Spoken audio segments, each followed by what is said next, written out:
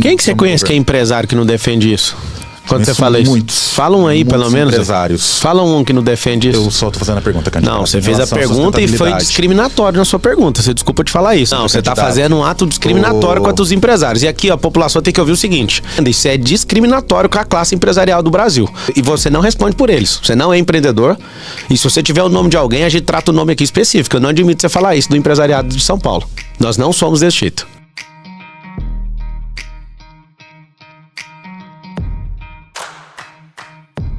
Eu não acredito que isso vai funcionar, não. Isso já funciona em algumas cidades, são 5.568 cidades que tem no Brasil, e tem cidades que é 100% digitalizada a saúde. Eu não sei por que, de novo, a cidade de São Paulo não é. Imagina você que tem que ir num lugar, aí fala, não, daqui não tem como puxar o prontuário que você foi atendido em outro lugar, e você fica parecendo pirulito em boca de banguela. Não faz sentido isso. Então você pode esperar, a prefeitura vai estar na sua mão de verdade. Não é de mentira para inglês ver, não. Você vai ter isso, e os nossos dados vão ser respeitados, porque o que a gente precisa, numa revolução tecnológica, é de também pagar pela proteção de dados. E muitas vezes não adianta você criar um banco de dados e não proteger esse banco de dados, igual o dinheiro. O dinheiro do mundo inteiro, 98% é digitalizado. E a maior despesa que existe hoje num banco é proteger esses dados. Ou seja, tanto no banco onde tem um dinheiro digitalizado e o nosso nome, que é um grande recurso na sociedade, também vai ser protegido. Candidato, o senhor afirma no seu plano de governo que a Guarda Civil Municipal faz atividades fora do escopo da segurança e que o senhor vai reverter isso. Os guardas vão deixar de fazer essas atividades que, na avaliação do senhor, estariam fora do escopo. Quais atividades são essas? O que vai mudar na atuação desses agentes? A legislação em relação ao GCM é federal. Inclusive tem uma PEC 57 que a gente está lutando aí pela classe para a GCM ter poder de polícia, inclusive. O que eu vou fazer? Nós vamos melhorar os salários, nós vamos melhorar a qualidade de vida deles. E eles precisam, de fato, até que seja aprovada essa PEC, que eu acredito de verdade que vai ser, é uma polícia, a guarda, né, comunitária para ajudar, e a gente vai descentralizar, colocando isso de fato a serviço dos distritos para as pessoas terem um contato, inclusive, né, para esse policiamento ali, para essa guarda. Vou usar até que essa PEC seja aprovada, para que eles sejam honrados e respeitados, porque na década de 90 todo mundo respeitava a polícia, todo mundo respeitava o professor. Hoje a população está afrontosa. Esse é o extrato do comunismo, esse é o extrato de alguém que de fato não respeita a nossa sociedade, e a gente é sócio de uma mesma cidade. A GCM não é uma guarda que é para ir contra a população. Ela é uma guarda para trazer paz para a população, e todos vocês que passarem em concurso público a gente vai chamar no próximo ano. Candidato, para a gente ficar um pouco mais nessa questão da segurança pública, o senhor falou lá atrás aqui na nossa entrevista sobre políticas preditivas, né? Medidas preditivas Sim. de segurança pública. Como vão funcionar essas medidas? Através de tecnologia. O pessoal que é o candidato do Boulos aí, esses extremistas de esquerda, esses malucos, muitos que amam terrorismo e ditadura fora, eles impediram a cidade de São Paulo já ter isso há muito tempo, alegando coisas infundadas sobre as câmeras detectar comportamento de gente que de fato tá indo, vou falar na linguagem da quebrada, tá saindo para meter uma fita. O que é análise preditiva, para você ter uma noção? Se a gente está filmando a cidade, tem quase 20 mil câmeras na cidade de São Paulo. Se as câmeras não forem inteligentes, quem é o grupo humano que consegue ficar olhando para essas câmeras? Na análise preditiva e com inteligência artificial, as câmeras começam a fazer cálculos de acordo com os comportamentos das pessoas. Agora imagina, o jeito que uma pessoa faz para roubar um celular. A cada 3 pessoas na cidade de São Paulo, uma já perdeu o celular. Ou seja, tem um comportamento, às vezes chega de 2, às vezes chega de 3, dá um empurrão, toma o celular. As câmeras começam a ver o cenário antes de cometer o crime, e isso já pode ser acionado. Pode acionar a guarda, pode acionar a iniciativa privada, inclusive ali na porta de um prédio. Pode criar isso, e é o que nós vamos criar em 2025.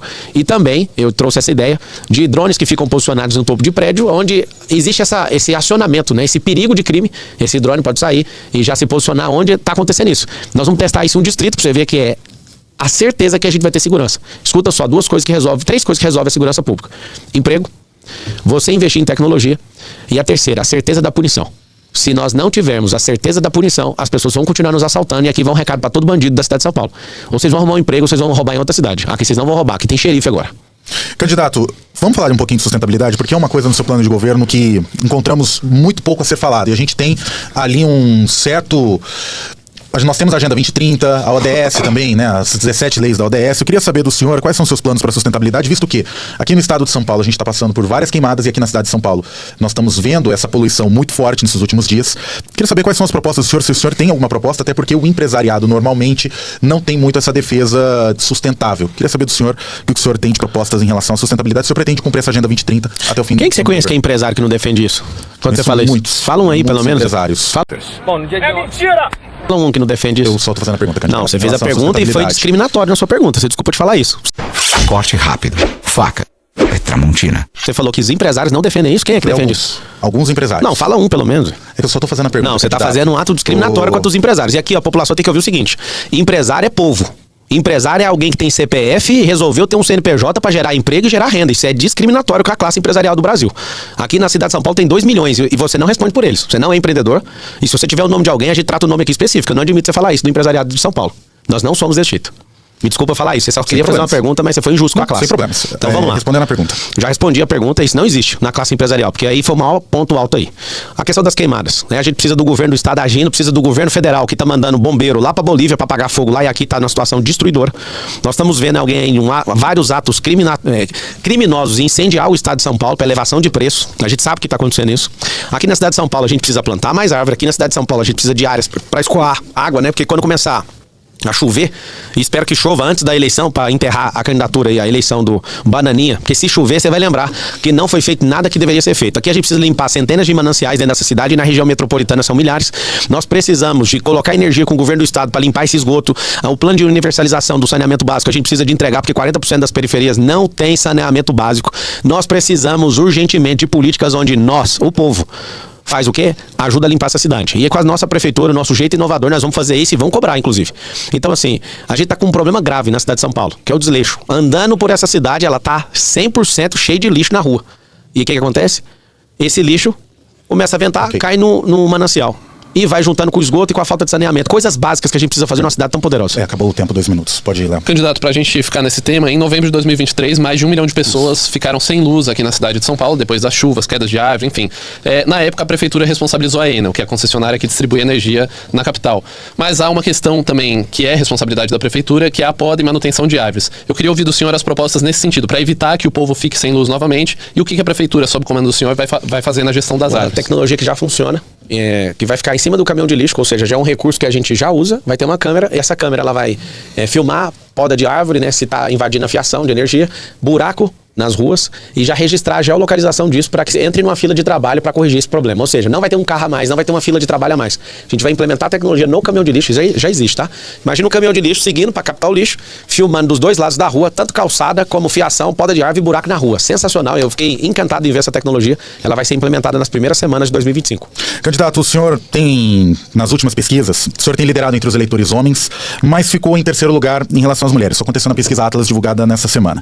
O senhor tem ali alguns percalços, inclusive em relação a Tabata Amaral, mas eu queria saber como que o senhor pretende conquistar o voto do público feminino, como o senhor pretende ganhar a confiança desse público, e o senhor acredita que algumas falas em relação à candidata poderiam ter atrapalhado, talvez, os votos desse público? Se for alguma fala em relação à candidata, é só pegar as falas que eu também elevei a Marina, que é uma grande mulher, uma guerreira, ou seja, eu acho que não é isso não. Eu estou liderando no voto cristão, nos evangélicos, eu estou liderando os mais jovens, eu estou liderando os homens. Você queria que eu liderasse tudo? Isso vai acontecer no dia 6, não dá para liderar todos os votos. Agora, eu peço encarecidamente para as mulheres olharem para os candidatos a forma que os candidatos tratam suas mulheres. O prefeito Ricardo Nunes, por exemplo, tem um boletim de ocorrência de violência doméstica. E ele está liderando com as mulheres. Eu acho que está faltando dar publicidade para isso. Vocês da imprensa podiam ajudar para que todo mundo saiba que a própria mulher do Ricardo Nunes registrou um boletim de ocorrência de violência doméstica. Aí, olha como eu trato a minha esposa, olha como eu trato a minha mãe, olha como eu trato a minha irmã, minha sobrinha, olha como eu trato a minha filha. É a questão que vocês precisam de olhar. Agora, se for por proselitismo, continue do jeito que tá. Agora, eu posso ser duro aqui nas palavras, mas eu sou alguém apaixonado por servir e eu sei que o eleitorado feminino tá comigo e isso vai ficar provado a gente vencer nessa eleição. E você que é mulher, eu peço encarecidamente, biologicamente a mulher é mais inteligente que o homem, eu queria que você usasse essa inteligência para ver quem de verdade pode servir. E eu quero que você, de fato, possa me escolher para isso, eu quero servir você e sua família. Várias de vocês que são mulheres, hoje estão em casa, às vezes tem seu filho, não tem onde deixar, nós vamos colocar o seu filho na escola integral, a gente vai transformar a escola pública em escola olímpica. Seu filho não vai ter só uma ocupação, mas vai ter uma identidade esportiva e nós vamos transformar ele num grande cidadão, que ele pode ser um esportista profissional, ele pode ser um empreendedor, mas de todo jeito ele vai vencer. Um beijo para todas as mulheres aí, tamo junto e faz o M de Mulheres com o Marçal e o número é 28, mulherada dessa São Paulo bonita. Candidato, o senhor viajou recentemente para El Salvador e afirmou que tinha ido para lá para receber os códigos da segurança pública. Sim. El Salvador reduziu, de fato, muitos índices de criminalidade, mas também houve prisões arbitrárias, sem autorização judicial, corte de direitos dos presidiários, por exemplo, perderam o direito a receber visitas dos familiares. Quais exatamente são as políticas que te inspiram nesse país para trazer para São Paulo? 695 dias sem nenhum homicídio. Isso, parece até o Éden. De fato, teve erros e acertos, mas em todos os casos, quase 100% da população pira no ex-prefeito da capital. A gente até se parece na idade, nas convicções. Ele foi prefeito jovem, depois virou presidente de El Salvador. Eu tive com o ministro Gustavo, ministro da Justiça, De fato, teve os erros, eu entendi o que a gente pode consertar, mas se não tiver os três poderes com a força auxiliar dos poderes, que é o Ministério Público, todo mundo junto, a gente não consegue combater a criminalidade.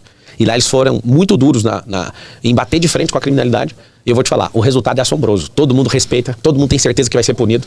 Todo mundo agora respeita. E é respeitado, inclusive. Teve exagero no começo? Sim.